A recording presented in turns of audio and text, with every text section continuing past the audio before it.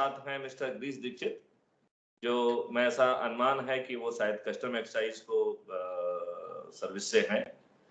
मैं उनसे अनुरोध करूंगा कि वो अपना परिचय स्वयं दें और इसके बाद फिर हम जो है आगे की चर्चा जारी रखेंगे। मिस्टर गिरीश दीक्षित। सर, मैं गिरीश दीक्षित, आपके जो 2 मिशन हैं, क्राइम फ्री भारत और दूसरा एक्सीडेंट फ्री भारत, इन दोनों से के बारे में जानकर मैं बहुत ज़्यादा एक्साइटेड हूँ, बहुत ज़्यादा प्रभावित हूँ और मैं सर अपने बारे में थोड़ा-सा आपको बताना चाहूँगा। मैं गिरीश दीक्षित, ये custom central excise and service tax department से रिटायर्ड हूँ। सन 2017 अप्रैल में मेरा रिटायरमेंट हुआ एज़ असिस्टेंट कमिश्नर। तो I am retired as IRS और ये जो दोनों मिशन हैं जिनके बारे में मैंने अभी बात की, बहुत ज़्यादा प्रभावित हूँ और हर संभव जो मैं अपना योगदान है, उसमें देना चाहूँगा।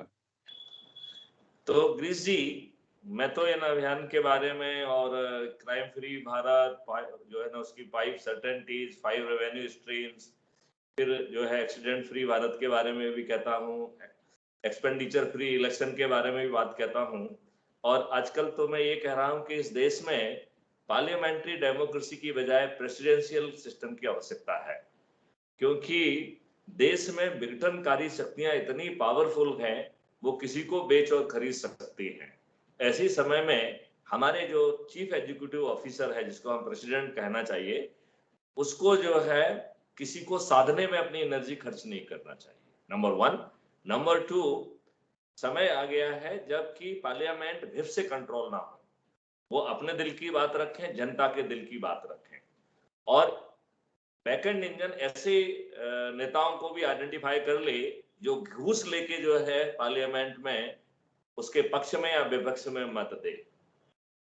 यदि हम ऐसा स्थापित कर पाएंगे तो क्राइम फ्री भारत से ज्यादा एक स्टेबल पॉलिटी की इस देश को बहुत आवश्यकता है, जहां विघटनकारी शक्तियां प्राइम मिनिस्टर से लेके किसी को भी खरीदने की क्षमता रखती हैं।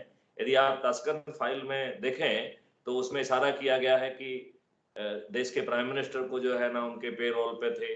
उसमें यह भी इशारा किया गया है कि एक बहुत बड़ा न्यूज़पेपर भी उनके पेरोल पे था। तो जब प्राइम मिनिस्टर, मिनिस्टर ये सब पेरोल पे रहेंगे तो इस देश का भला नहीं हो सकता है, राइट? और इनको पैसा दे के, चाहे राजनीतिक पार्टियां पैसा दें या कोई दूसरा पैसा दे, लेकिन इनको कभी भी खरीदा जा सकता है, बेचा जा सकता है। तो चीफ एग्जीक्यूटिव ऑफिसर की जो है एनर्जी इन दुष्टों को साधने में ही खर्च हो जाती है और कई बार जो है ना ये चीफ एग्जीक्यूटिव ऑफिसर भी इस लालच में कि उनकी सत्ता दूसरी जगह पे स्थापित हो जाए, वो भी इस दुष्ट गेम में, इस भ्रष्ट गेम में, इस गंदे गेम में वो भी इन्वॉल्व हो जाते हैं। आज का राजनीतिक पटल पे जो सरकारें गिर रही हैं, बन रही हैं, वह उसी बात को दर्शाती हैं और संभवतः उसी परिदृश्य ने मुझे विवश किया है कि मैं इस विषय पर जो है ना कुछ बोलूं और मुझे ये बात बहुत जोर से समझ में आ रही है कि parliamentary democracy is not good for the country, क्योंकि एक तो उसमें डेमोक्रेसी नहीं है, व्हिप से कंट्रोल करके आपका मेंबर ऑफ पार्लियामेंट ना अपनी बात पार्लियामेंट के अंदर कह पा रहा है, ना पार्लियामेंट के बाहर कह पा रहा है, इवन वो टीवी डिबेट में भी अपनी बात नहीं कह पा रहा है, क्योंकि उसे हमेशा डिसिप्लिन के डंडे का जो ना भय रहता है। यदि हम प्रेसिडेंशियल डेमोक्रेसी को लेके आएंगे तो प्रेसिडेंट जो है अपनी सोची समझे एजेंडा के हिसाब से काम कर सकता है।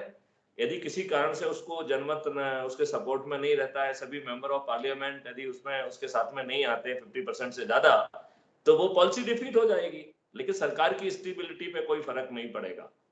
और मैं ये भी मानता हूं कि चूंकि यदि कोई बाहरी फोर्स आपके इवन पॉलिसी को भी प्रभावित कर रहे हैं, वो भी धन देके, तो बड़ी आसानी से वो धन देने वालों को, धन लेने वालों को पहचाना जा सकता है, उनके विरुद्ध कार्रवाई भी की जा सकती है।